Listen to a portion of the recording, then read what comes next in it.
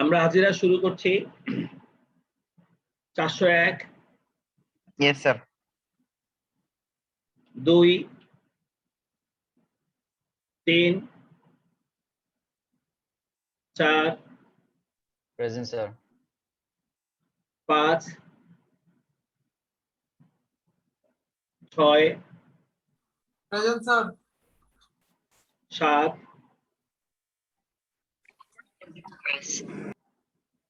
7 আছো 7 8 9 Present, sir.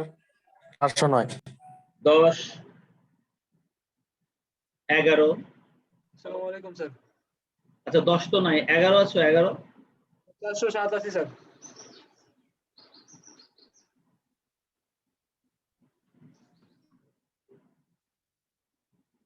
411 নাই 412 13 present sir 413 14 15 16 Present, sir. 17 Present, sir.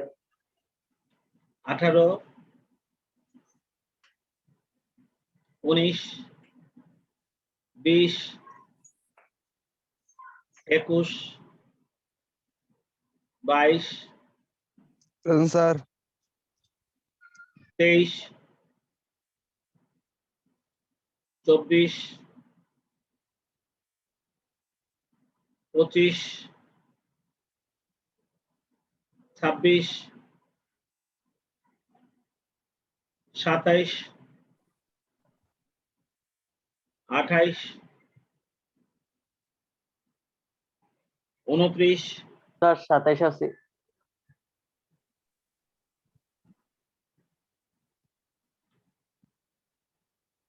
29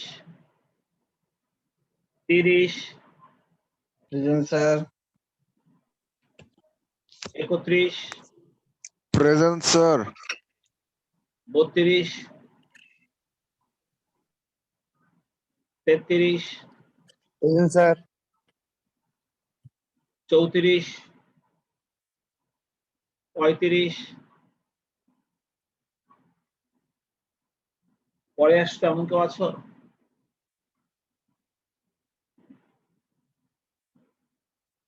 নেই। তোমরা দেখো আজকে হচ্ছে রবিবার আর আজকে হচ্ছে আমাদের ফার্স্ট পেপার। আর ফার্স্ট পেপারে আমরা আর্থিক বিবরণী চূড়ান্ত হিসাব করছিলাম।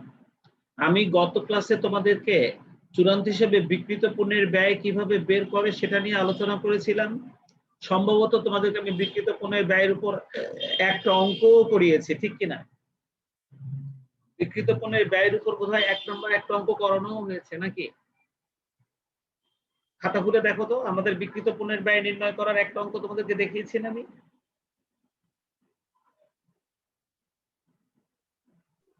স্যার দেখাইছিলেন 1 নম্বর একটা অঙ্ক দেখিয়েছিলাম। আজকে আমরা দ্বিতীয় অঙ্কটা করব। তোমরা ভালো করে খেয়াল করবা কিভাবে বিক্রিত পণ্যের ব্যয় বের করে সেটা আমরা শিখবো। কারণ আর্থিক বিবরণীটা কিন্তু ফার্স্ট পেপারের আর্থিক বিবরণীটা যদি তুমি খুব ভালো করে করতে পারো তাহলে সেকেন্ড পেপারে কোম্পানি ফাইনাল অ্যাকাউন্টের চূড়ান্ত হিসাবটাও কিন্তু তুমি অনেক ভালো করতে পারবা। আর এই দুইটাই কিন্তু ক বিভাগে বাধ্যতামূলকভাবে দুটো দুটো কোশ্চেনের অ্যান্সার করতে হয়। তাই অ্যাকাউন্টিং এ ভালো করতে গেলে আর্থিক বিবরণীটা খুব ভালো পারতে হয়। আর সেজন্য আমরা খুঁটে খুঁটে প্রত্যেকটা পয়েন্ট শিখছি যাতে কোনো একটা আইটেমে আমাদের ভুল না হয়। তো আমি গতদিন তোমাদেরকে আর্থিক বিবরণী বিক্রিত পণ্যের ব্যয়টা কিভাবে বের করে সেটা আমি তোমাদেরকে দেখিয়েছিলাম। এই বিবরণী অনুযায়ী প্রারম্ভিক মজুত পণ্যটা বিক্রিত পণ্যের ব্যয়ের প্রথম আইটেম, তার সঙ্গে আমরা ক্রয়টা লিখি, ক্রয়ের সঙ্গে যে সমন্বয়গুলো রয়েছে সেগুলো সমাধান করি, করে আমরা নিট ক্রয়টা বের করি।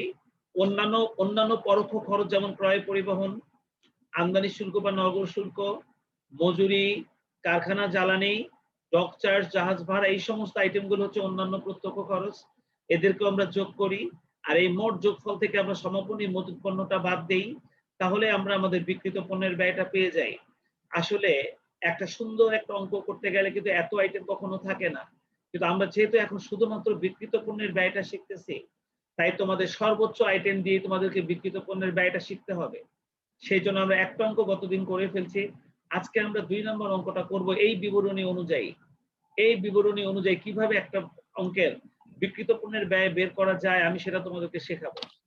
দেখো এই যে স্যার আমার একটা প্রশ্ন ছিল স্যার। হ্যাঁ বলো। একটা প্রশ্ন ছিল, আমি একরাম। বলো। স্যার ওই যে আপনার আগের পেজটাতে যান, আগের ইয়াতে স্লাইডে যান। হ্যাঁ স্যার আমার একটা জানার বিষয় হলো স্যার, এই যে ক্রয় থেকে স্যার আমরা এই জিনিসগুলো কেন বাদ দিই?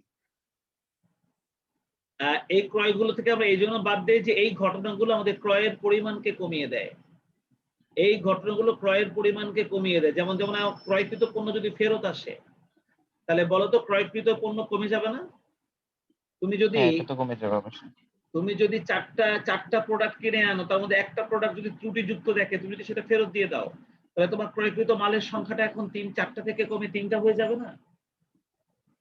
হ্যাঁ। তো যে সমস্ত আইটেমগুলো ক্রয়ের পরিমাণকে কমাবে তাদেরকে বাদ দিয়ে দিতে হবে, যে সমস্ত আইটেম ক্রয়ের পরিমাণকে বাড়াবে তাদেরকে যোগ করে দিতে হবে। আর এই কারণে আমরা এই ক্রয়ের সঙ্গে সমন্বয়গুলো করি, তাই না? ওকে স্যার, বুঝতে পারছি, থ্যাংক ইউ। আর স্যার সাইমনি স্যার 432 ওর বাসায় কারেন্ট নেই, ও আমাকে ইনবক্স করছে স্যার। ওর প্রেজেন্ট টাইম না স্যার, টাইম না স্যার। আচ্ছা দেখা যাক, আসুক, কারেন্ট আসুক, ও জয়েন করুক। 403 প্রেজেন্ট দিতে পারি নাই। 403 আর কেউ আছো? আর কেউ আছো? তাড়াতাড়ি বলো।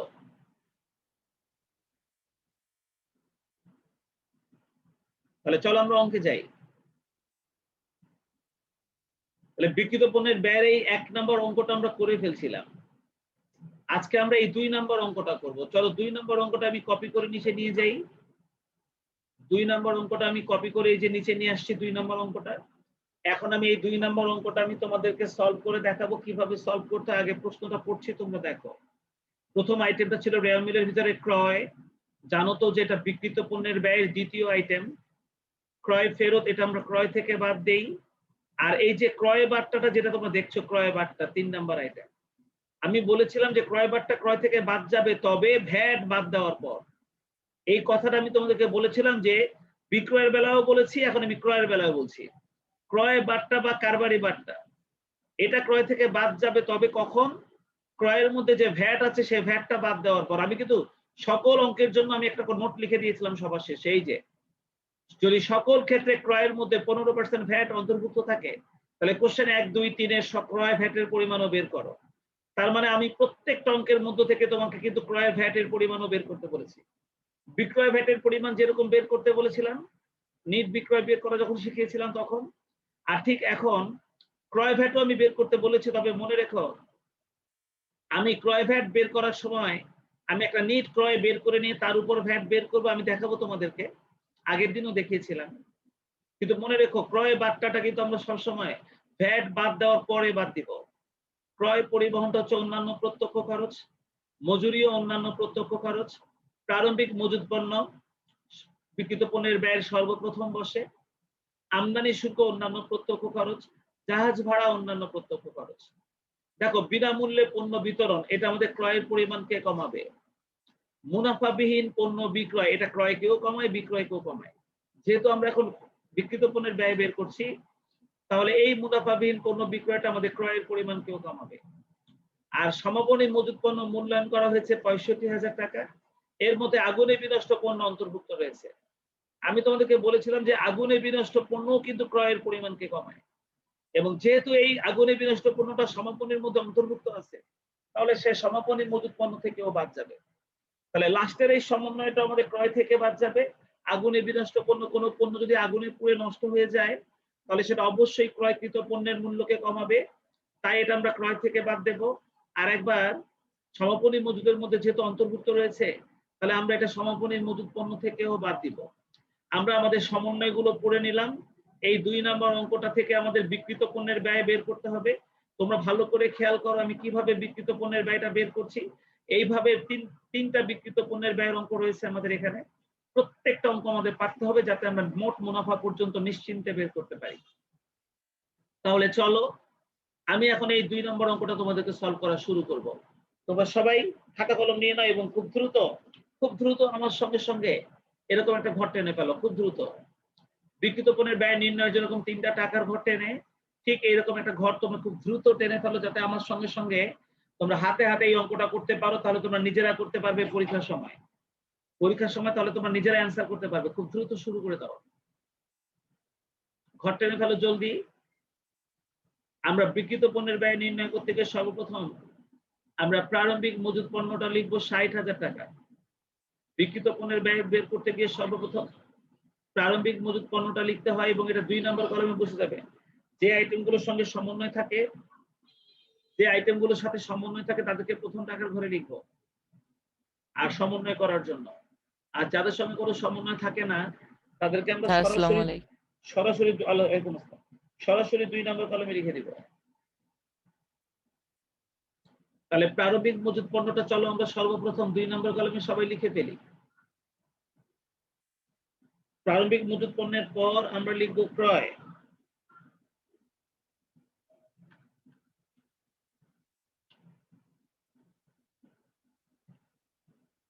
প্রারম্ভিক মজুদ পণ্যের পর আমরা লিখব ক্রয়। তোমরা দেখো আমাদের অঙ্কে ক্রয় 2,80,000 টাকা দেয়া আছে। এটা আমি প্রথম টাকার ঘরে লিখবো, কারণ ক্রয়ের সঙ্গে অনেক ধরনের সমন্বয় থাকে। দেখো আমি 2,80,000 টাকা ক্রয় লিখে দিলাম। সবসময় ক্রয়ের সাথে যে আইটেমগুলো যোগ হয় আগে তাদেরকে যোগ করবে। যদি আমাদের এই অঙ্কটার মধ্যে কোনো অলিখিত ক্রয় থাকে সমন্বয়ের মধ্যে, তাহলে ওই অলিখিত ক্রয়কে ক্রয়ের সঙ্গে যোগ করা হয়। কিন্তু তোমরা খেয়াল করে দেখো আমাদের কিন্তু এই অঙ্কটার মধ্যে কোনো অলিখিত ক্রয় ছিল না। 2 নম্বর অঙ্কে কিন্তু আমাদের কোনো অলিখিত ক্রয় ছিল না। তাহলে আমরা ক্রয় থেকে আর কোনো আইটেম যোগ করতে পারছি না। তাহলে যারা বাদ যাবে এদেরকে লিখবো। চলো আমরা যারা বাদ যাবে তাদেরকে লিখি। স্যার হ্যাঁ বলো। 411 স্যার। আচ্ছা থাকো, এখনই চলে যাবে নাকি থাকবা? এখনই চলে যাবে নাকি থাকবা? না স্যার, প্রেজেন্ট স্যার। ওই তো থাকো, দিবনে পরে আরে ভাই ক্লাস লাস্ট শুরু দিব হলো। আরে হ্যাঁ জলদি অঙ্ক শুরু করো।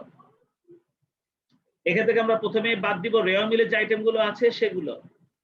দেখো আমাদের রেওয়া মিলের ভিতরে ক্রয় ফেরত স্যার। আছে 5,000, দেখেছো? বলো এটা কি স্যার, মানে রাও মিল? এটা রেওয়া মিল, 2 নম্বরটা রেওয়া মিল। নিচে না সমন্বয় স্যার, যেটা কইতেছেন স্যার সেগুলো স্যার সেটা কি? কি বলো? স্যার যেটা কইতাছেন স্যার সেটা কি? বিক্রিত পণ্যের ব্যয় বের করছি আমরা, বিক্রিত ও। পণ্যের ব্যয় বের স্যার করছি। এটা তো স্যার আমাদের আনসার স্যার পড়াইতাছিল তো স্যার এটা। মানে চূড়ান্ত হিসাব? না স্যার, মানে রাও মিল কইতাছে আনসার স্যার। আনসার স্যার আমি পড়াইতেছে। আরে রেওয়া মিল তো সেটা ফার্স্ট ইয়ারে রেওয়া মিল হইতেছে, ফার্স্ট পেপারে। আমরা তো বলছি চূড়ান্ত হিসাব, এটা তো চূড়ান্ত হিসাবের অঙ্ক। ও আচ্ছা। এটা চূড়ান্ত হিসেবে বিক্রিত পণ্যের ব্যয় নির্ণয় করতে হবে। এই দেখো বিক্রিত পণ্যের ব্যয়, তোমরা পরে এসে সব আবল তাবল কথাবার্তা বলো এক একটা ক্লাসে। আমরা বিক্রিত পণ্যের ব্যয় করছি, চূড়ান্ত হিসাব। আমরা অঙ্ক করছি 9ম অধ্যায় আর্থিক অবস্থা বিবরণী। আর্থিক অবস্থার বিবরণী। এই যে অধ্যায় 9 আর্থিক অবস্থার বিবরণী, এর মধ্যে আমরা প্রথম ক্লাসে বিষয় বিবরণী বর্ণনা শেখার পর আমরা নিট বিক্রয়টা বের করা শিখেছিলাম। নিট বিক্রয় আলোচনা শেষ করার পর এখন আমরা বিক্রিত পণ্যের ব্যয় শিখতেছি। বিক্রিত পণ্যের ব্যয়ের আলোচনা আমি গতদিন তোমাদের সাথে করেছি। এই যে বিক্রিত পণ্যের ব্যয় নির্ণয়ের বিবরণী লিখে দেওয়া হয়েছিল, বুঝতে পেরেছো? আর এই বিক্রিত পণ্যের ব্যয় নির্ণয় করতে গিয়ে আমরা 1 নম্বর অঙ্কটা প্রথম ক্লাসে করেছি, আর আজকে এখন আমরা 2 নম্বর অঙ্কটা করছি। বিক্রিত পণ্যের ব্যয় এটা আর্থিক বিবরণী, আর্থিক অবস্থার বিবরণী, অধ্যায় 9। এবার খাতাপত্র নাও। এই 2 নম্বর অঙ্কের আমরা প্রারম্ভিক মজুদ পণ্যটা লিখে ফেলেছি 60,000, আমরা ক্রয়টা লিখে ফেলেছি 2,80,000। এবার আমরা এখান থেকে বাদ দিব রেওয়া মিলের যে আইটেম গুলো রয়েছে। তোমরা দেখো তো ক্রয় ফেরত এটা ইয়ে থেকে বাদ যাবে না, ক্রয় থেকে বাদ যাবে না 5,000। তাহলে চলো আমরা লিখে দেই বাদ ক্রয় ইয়েস ফেরত। স্যার। এই ক্রয় ফেরতের পরিমাণটা কত ছিল? 4,000। 4,000 না 5,000? 5,000। ক্রয় ফেরতের পরিমাণটা ছিল 5,000। আরো যে সমস্ত আইটেম গুলো আমরা বাদ দিব সেগুলো আমরা সব ইনার কলমে লিখবো। তাহলে মোট কত টাকা বাদ যাবে সেটা আমরা বের করতে পারবো। দেখো আমরা বাদ ক্রয় ফেরত লিখলাম, এরপর দেখো আর কি আছে বাদ এখানে। ক্রয় বাদটা আমি তো আগেই বলেছি, ভ্যাট বাদ দেওয়ার পর তারপরে ক্রয় বাদটা বাদ দেবে বলছিলাম না? তাহলে রেয়ামিলের ভিতরে বাদ দেওয়ার মতন আর কোনো আইটেম নাই। কিন্তু দেখো সমন্বয়ের মধ্যে যে ক নম্বরে বিনামূল্যে পণ্য বিতরণ আছে 15,000, বলো বিনামূল্যে পণ্য বিতরণটা ক্রয় থেকে বাদ যায় না? জি স্যার। জি স্যার। তাহলে আমরা বিনামূল্যে পণ্য জি বিতরণটাও, স্যার। তাহলে বিনামূল্যে পণ্য বিতরণটাও আমরা ক্রয় থেকে বাদ দিয়ে দিব। আর আমাদের বিনামূল্যে পণ্য বিতরণটা ছিল 15,000 টাকা। 15,000 টাকা বিক্রিত পণ্যের ব্যয় কিভাবে বের করে, এটার মধ্যে কি কি ঝামেলা আছে খালি মনোযোগ দিয়ে সেটা দেখবা। আমরা বিনামূল্যে পণ্য বিতরণটা বাদ দিলাম। এরপর দেখো তো মুনাফাবিহীন পণ্য বিক্রয়, আমি না বলেছি মুনাফাবিহীন পণ্য বিক্রয় ক্রয় থেকেও বাদ যায়, বিক্রয় থেকেও বাদ যায়। তাহলে মুনাফাবিহীন পণ্য বিক্রয়টা কত টাকা ছিল? মুনাফাবিহীন পণ্য বিক্রয়টা 10,000 টাকা ছিল। তাহলে চলো আমরা মুনাফাবিহীন পণ্য বিক্রয় 10,000 টাকা, এটাও আমরা ক্রয় থেকে বাদ দিয়ে দেই। মুনাফাবিহীন পণ্য বিক্রয় 10,000 টাকা, এটা আমরা ক্রয় থেকে বাদ দিয়ে দিব। আর কোন আইটেম আছে কিনা একটু দেখি চলো। দেখো ওই যে আগুনে বিনষ্ট পণ্য রয়েছে না, আগুনে বিনষ্ট পণ্য রয়েছে না 5,000 টাকা, দেখেছো? আগুনে বিনষ্ট পণ্য, যদি কোনো মাল আগুনে পুড়ে নষ্ট হয় সেটাও আমাদের ক্রয়কৃত পণ্যের মূল্যকে কমায়, সেই জন্য আমরা এটাকেও আমরা ক্রয় থেকে বাদ দিয়ে দিব। এটাকেও আমরা ক্রয় থেকে বাদ দিয়ে দেবো, আগুনে বিনষ্ট পণ্য, আর সেটার মূল্য ছিল 5,000 টাকা। আমাদের ক্রয়ের সঙ্গে সমন্বয় করার মতন আর কোনো আইটেম নাই ভ্যাট ছাড়া। আর আমি বলেছিলাম যে ভ্যাট বাদ দেওয়ার পরেই ক্রয় বাদটা বাদ দিবা, এর আগে না। যেই যত শিক্ষাক না কেন, যে বইতে যাই থাকুক না কেন, যেভাবে আমি বলছি খুব মনোযোগ দিয়ে শুনবা, যেখানে যাই থাকুক না কেন মনে রাখবা ভ্যাট সবসময় কারবারি বাদটা বাদ দেওয়ার আগেই ধরতে হয়। তাহলে দেখো তো এই সবগুলো যোগ করলে যোগফলটা কত হয়?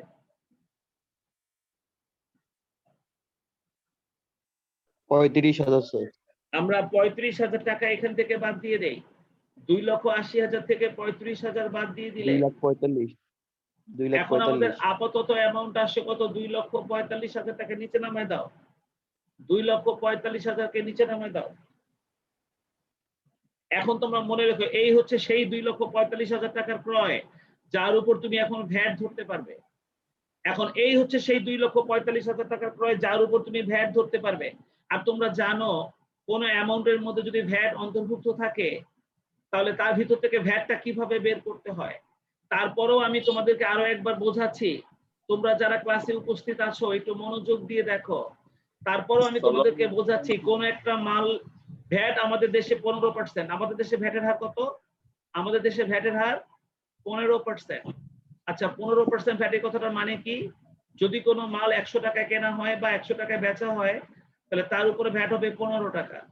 তাহলে দেখো তো 15% মানে হচ্ছে যদি 100 টাকায় কোনো মাল তুমি কিনতে যাও, কোনো মালের দাম যদি 100 টাকা হয় তাহলে তার সঙ্গে ভ্যাট 15 টাকা যোগ হয়ে, তাহলে ভ্যাট 15 টাকা যোগ হয়ে ওই মালটা তাহলে তোমাকে ভ্যাট সহ কিনতে হবে 115 টাকায়। 115 টাকা স্যার। এই কথাটাকে তোমরা সবাই বুঝো? এই কথাটাকে তোমরা সবাই বুঝো যে যদি 15% ভ্যাট, এই কথাটার মানে হলো যদি কোনো মাল কিনতে যাও তার গায়ে যদি দাম লেখা থাকে 100 টাকা, সব পণ্যের মূল্য স্যার। আর যদি ভ্যাট হয় 15% তাহলে তোমাকে ওই 100 টাকার উপর ভ্যাট দিতে হবে 15 টাকা। তাহলে ভ্যাট সহ মালটা তোমাকে কিনতে হবে কত টাকায়? ভ্যাট সহ মালটা কিনতে হবে তোমার কত টাকায়? 115 টাকায়। তোমরা পাওয়ার কথা বুঝতে পেরেছো? তাহলে তোমরা বলো তো এই 115টা হচ্ছে, এই 115টা হচ্ছে ভ্যাট সহ পণ্যের ক্রয় মূল্য, আর এই 15টা হচ্ছে ভ্যাট, তাই না? তাই না? কথাটা কি বুঝো তোমরা? 115 হচ্ছে ভ্যাট সহ পণ্যের ক্রয় মূল্য, আর এই 15 টাকা হচ্ছে আমাদের ভ্যাট। তাহলে বলো তো এই 2,45,000 টাকার মধ্যে যদি ভ্যাট অন্তর্ভুক্ত থাকে তাহলে কি এই 2,45,000 টাকাটা ভ্যাট সহ ক্রয় মূল্য না? জি স্যার। এই 2,45,000 টাকার মধ্যে, এই 2,45,000 টাকার মধ্যে যদি ভ্যাট অন্তর্ভুক্ত থাকে তাহলে বলো তো দেখি এটা যদি ভ্যাট সহ হয়, 2,45,000 টাকা যদি ভ্যাট সহ হয় তাহলে কি এটা 115 সমান না? সেই জন্য আমরা এটাকে ভাগ করবো 115 দিয়ে। সেই জন্য আমরা এটাকে ভাগ করবো 115 দিয়ে। আর বলো তো আমাদের ভ্যাটের হার 15%, 15 হচ্ছে আমাদের ভ্যাট, তাহলে আমরা এটাকে গুণ করবো 15 দিয়ে। তাহলে এর মধ্যে কি পরিমাণ ভ্যাট আছে সেটা পেয়ে যাবো না বলো তো? তাহলে কোনো মালের মধ্যে যদি ভ্যাট অন্তর্ভুক্ত থাকে তাহলে তার মধ্যে থেকে ভ্যাট কিভাবে বের করতে হয় তোমাকে দেখেছো? তাহলে এই 2,45,000 টাকা হচ্ছে ভ্যাট সহ, অর্থাৎ 115 সমান।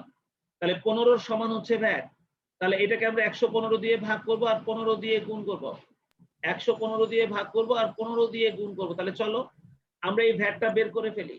ঠিক আগে যেমন আমরা বিক্রয় ভ্যাটটা বের করেছিলাম, 31,956 আগে যেমন আমরা বিক্রয় ভ্যাটটা বের করেছিলাম, এখন আমরা ক্রয় ভ্যাটটা বের করব। দেখো আমরা এর আগে একবার বিক্রয় ভ্যাটটা বের করেছিলাম, এই যে এখানে, এই যে বিক্রয় ভ্যাটটা বের করেছিলাম আমরা এর আগে। ঠিক এইভাবে স্যার। এখন আমরা ক্রয় ভ্যাটটা বের করব। 1 নম্বর অঙ্ক যখন আমি করেছিলাম, নিট ক্রয় যখন বের করা শিখিয়েছিলাম, তখন আমি তোমাদেরকে এটা শিখিয়েছিলাম। চলো এখন আমরা এই 2,45,000 টাকার উপরে আমরা এখন ক্রয় ভ্যাটটা বের করবো। দেখো টেবিলের নিচে আমি ক্রয় ভ্যাটটা বের করে দেখাচ্ছি। এই যে ক্রয় ভ্যাটটা আমরা এখানে বের করব, এটা হবে ক্রয় ভ্যাট। এই আমাদের নিট ক্রয়টা 2,45,000 না?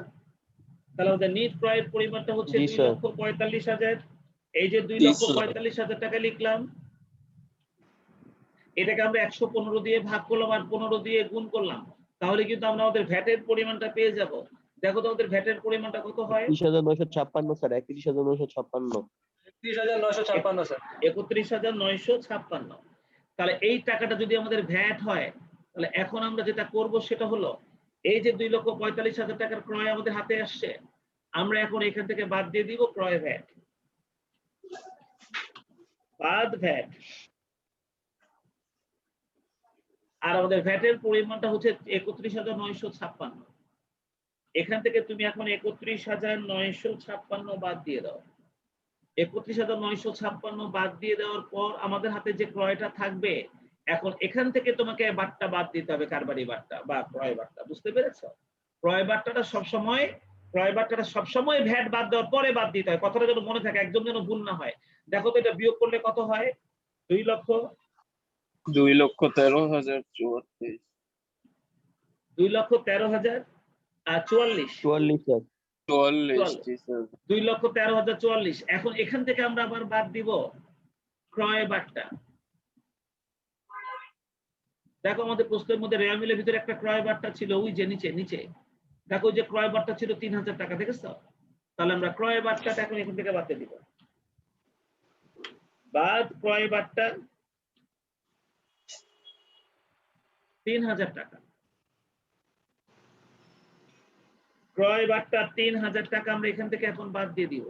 যদি ক্রয় বারটা 3,000 টাকা এখান থেকে বাদ দেওয়া হয়ে যায়, তাহলে কিন্তু এবার কিন্তু আমরা নিট ক্রয় পেয়ে যাবো। এবার কিন্তু নিট ক্রয় পেয়ে যাবো। কিভাবে কাজটা করছি খালি মনোযোগ দিয়ে খেয়াল করবা, একদম যেন ভুল না হয়। তাহলে হবে 2,10,044, তাই না? জি স্যার। এই হলো আমাদের নিট ক্রয়ের পরিমাণ। তাহলে প্রারম্ভিক মজুত পণ্যটা সবার আগে লিখলাম বিক্রিত পণ্যের ব্যয় বের করার জন্য। এরপরে আমরা ক্রয়টা লিখলাম। এবার আমাদের এই ক্রয়কে নিট ক্রয়ে পরিণত করার জন্য যে সমস্ত আইটেমগুলো সমন্বয় হবে তাদেরকে সমন্বয় করলাম। সমন্বয় করার সময় খেয়াল রাখতে হবে ভ্যাট বের করার পর তারপরে ক্রয় বার্তাটা বাদ দিতে হবে, খেয়াল থাকে যেন।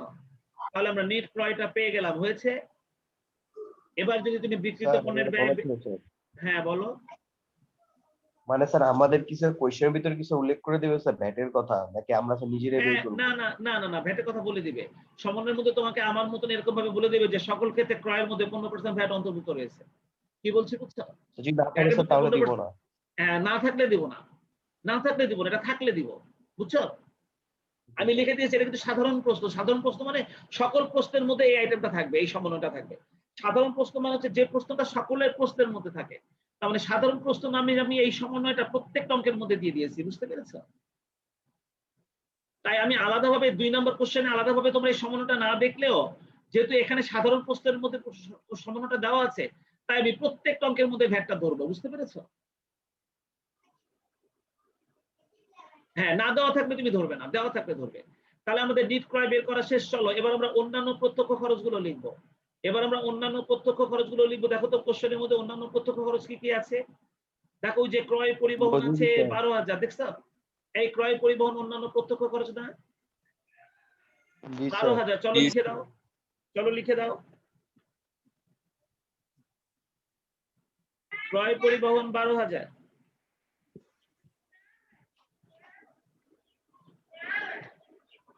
এরপর আসো মজুরি। মজুরি 45,000 টাকা। চলো লিখে দেই মজুরি 45,000 টাকা।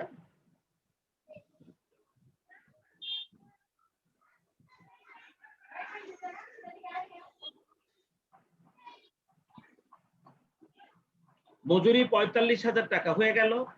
আমদানি শুল্ক স্যার, আমদানি শুল্ক। এরপর দেখো আমদানি শুল্ক আছে 12,000, লিখে দেই।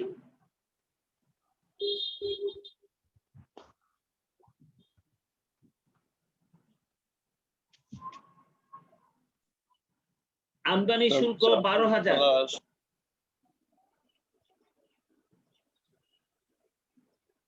স্যার 12,000 জাহাজ ভাড়া তো এরপর এখানে আসবে না। এরপর জাহাজ ভাড়া আসবে না, জাহাজ ভাড়া স্যার আসবে। এটাও অন্যান্য প্রত্যক্ষ খরচ। তাহলে চলো আমরা এটাও জাহাজ আসবে। ভাড়াটাও লিখে দেই। জাহাজ ভাড়াটা লিখে দেই অন্যান্য প্রত্যক্ষ খরচ। কত টাকা ছিল জাহাজ ভাড়া আমাদের? 10,000, লিখে দাও 10,000। তোমরা দেখো আমাদের আর কোনো অন্যান্য প্রত্যক্ষ খরচ নেই।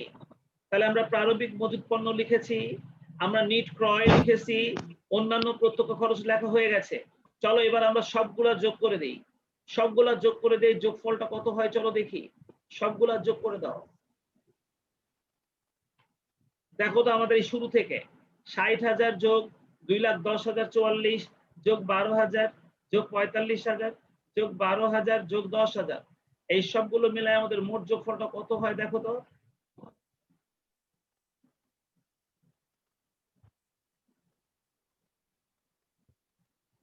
দেখো তো আমাদের এই সবগুলো মিলে 2 নম্বর কলামের মোট যোগফলটা কত হয়? স্যার 3,52,044।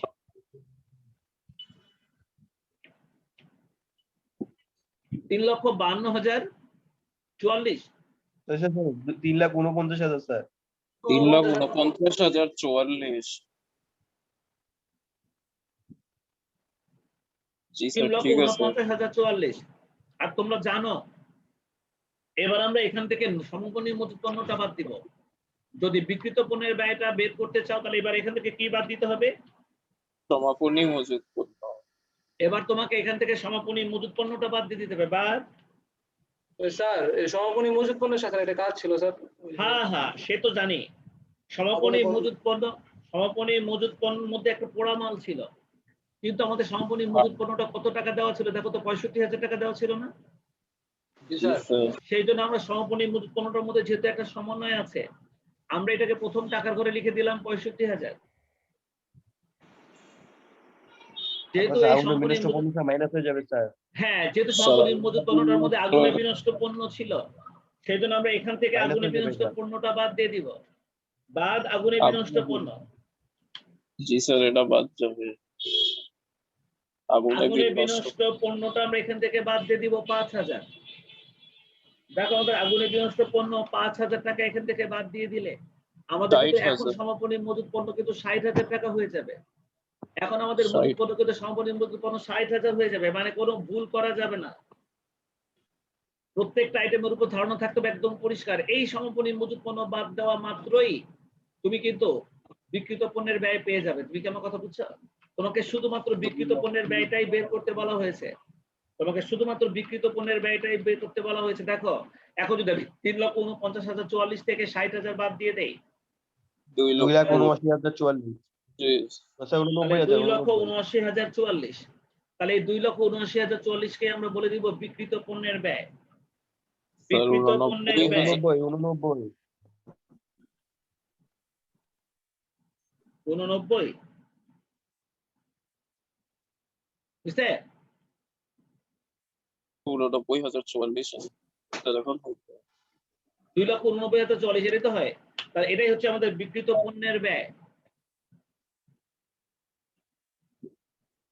আমরা আমাদের বিক্রিত পণ্যের ব্যয়ের পরিমাণটা পেয়ে গেছি। আমাদের বিক্রিত পণ্যের ব্যয়ের পরিমাণটা ছিল 2,89,044। এইভাবে যদি তোমাদেরকে প্রশ্নের মধ্যে শুধুমাত্র বিক্রিত পণ্যের ব্যয় বের করতে বলা হয়, তোমরা কি এইভাবে বের করতে পারবে না?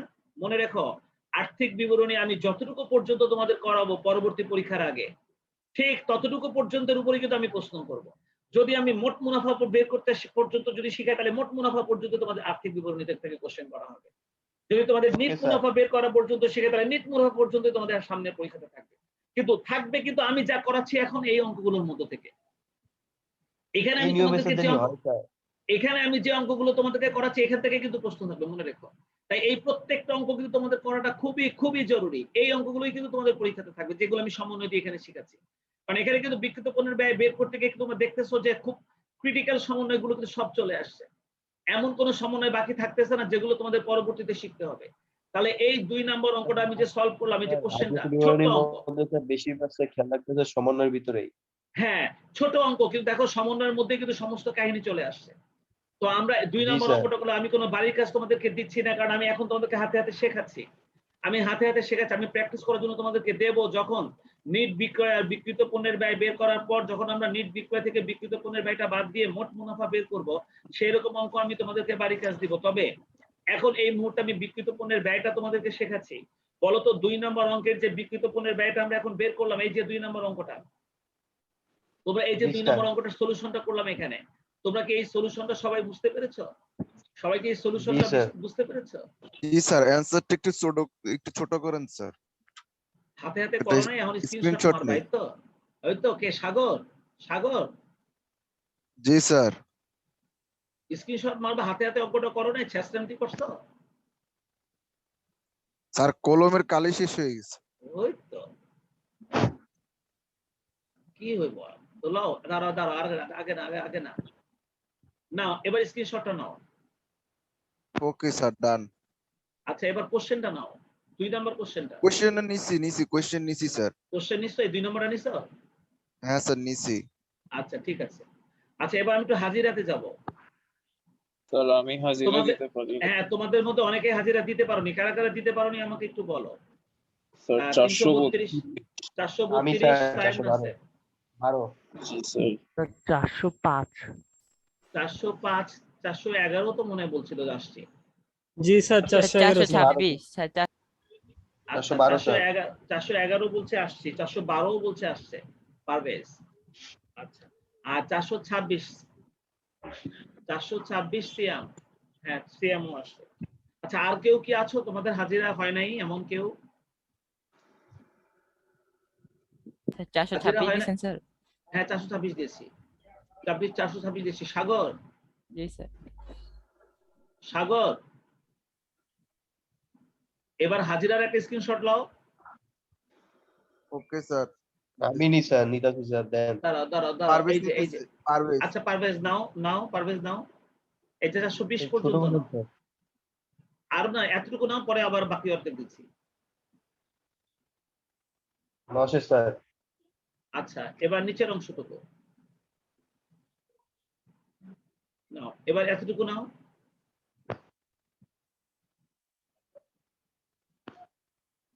নিছি স্যার।